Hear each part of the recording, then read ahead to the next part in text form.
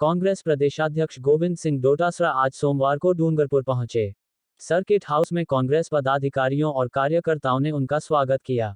गोविंद डोटासरा ने राहुल गांधी के सांसद बहाली पर केंद्र की मोदी सरकार पर निशाना साधा। डोटासरा ने कहा कि सत्य को परेशान किया जा सकता है, पराजित नहीं। सत्य की जीत हुई है। कांग्रेस हमेशा से कहती रही है कि सत्य की जीत होगी और यही हुआ। उन्होंने कहा, राहुल गांधी का पूरा परिवार देश हित में शहीद हुआ है और हमेशा संघर्ष करते रहे। राहुल गांधी की सांसदी छीन ली, उनका बंगला छीन लिया, लेकिन वे हमेशा लड़ते रहे। आज उनके सांसद बहाली की गई है तो पूरी कांग्रेस में खुशी का माहौल है। गोविंद डोटासरा ने कहा कि 9 अगस्त को राहुल गांधी आदिवासियों के शहीद स्थल मानगढ़ धाम आ रहे हैं। यहां से पूरे देश के आदिवासियों को संबोधित करेंगे। प्रदेशाध्यक्ष गोविंद डोटासरा ने भाजपा पर निशाना साधते हुए कहा कि सीपी जोशी तो खुद विधायक बनने के लिए अपनी सीट ढूंढ रहे हैं। भ्रष्टाचार के मामले में अभियोजन स्वीकृति के सवाल पर डोटासरा ने कहा कि भाजपा राज में भ्रष्टाचार पर कभी कार्रवाई नहीं हुई है। कांग्रेस की सरकार में 4.5 साल में पेपर लीक में बाबूलाल कटारा के खिलाफ कार्रवाई हो या भाजपा की मुनेश गुर्जर पर कार्रवाई कांग्रेस ने की है। वही सबसे ज्यादा अभियोजन की स्वीकृति भी कांग्रेस ने ही दी है। देखिए, हम तो हमेशा कहते थे कि सत्य को परेशान किया जा सकता है, पराजित नहीं किया जा सकता। हमारे हिंदुस्तान का लोकतंत्र बहुत मजबूत है और हमारी न्यायपालिका पे हमारे देश के लोगों को पूरा विश्वास है।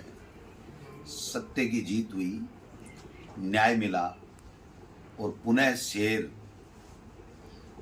देश की लोकसभा में जनता के मुद्दे उठाएगा। जो अडानी जी की सेल कंपनियों के 20,000 करोड़ की बात है, उसको लेकर के देश के प्रधानमंत्री जी से पुनः पूछेंगे। और हम डरने वाले लोग नहीं हैं, घबराने वाले लोग नहीं हैं। और राहुल गांधी जी तो जिस मिट्टी का बना हुआ है, उसकी दादी और उसके पिता देश की एकता और अखंडता के लिए शहीद हो गए, किंचित मात्र परवाह नहीं की और सदस्यता उनकी बर्खास्त कर दिया लोकसभा से, उनका मकान खाली करा लिया। लेकिन उस शख्स ने एक ही बात कही कि देश के लिए मैं मर मिट सकता हूँ, देश के लोगों के लिए मैं आवाज़ उठाता रहूँगा, चाहे मुझे कितना भी परेशान किया जाए। पहली बात तो सीपी जोशी जी भाजपा के प्रदेश अध्यक्ष हैं, वो इधर उधर अपनी एमएलए लड़ने के लिए सीट ढूंढते घूम रहे हैं। उनका बीजेपी को मजबूती से कोई लेना देना नहीं, क्योंकि बीजेपी ने 4.5 साल में कुछ काम किया ही नहीं।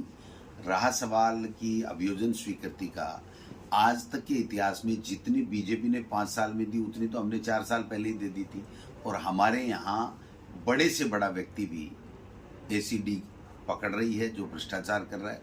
आप देखिए, हमारे मेयर जयपुर की, उसके पति के खिलाफ किसने की? बीजेपी ने किया रेड।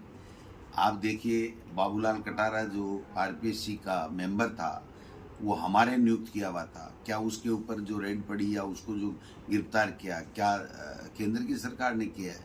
हमने किया है। कितने आईपीएस होंगे, कितने आईएएस होंगे जिनके ऊपर जो ही सूचना मिलती है या इनपुट मिलता है उस पर कार्रवाई होती है, अभियोजन स्वीकृति में। ये तरीके के जो मुद्दे नहीं हैं, उन मुद्दों को बनाने का वो प्रयास कर रहे हैं, जिसमें कोशिश कर रहे हैं। चेष्टा रहेगी हमारी सितंबर में हम लोग पहली सूची जारी करें, लेकिन ये आला कमान का काम है। स्क्रीनिंग कमेटी हमारी गोगोई साहब की अध्यक्षता में बन गई है, तो मैं समझता हूँ कि उस स्क्रीनिंग कमेटी को ये सब काम करना है। हम जो भी हमारे पास इनपुट होगा, सुझाव होगा, वो हम लोग देंगे। और सर्वे चल रहे हैं, ऐसे करवा रही है। जो लोग जीतने वाले होंगे, लोगों के बीच में रहेंगे, लोगों के लिए काम जिन्होंने किया, उन सबको हम लोग आगे करके चुनाव लड़ेंगे। डूंगरपुर जिले की लेटेस्ट खबरें सबसे पहले देखने के लिए सकिल न्यूज को सब्सक्राइब और लाइक करें।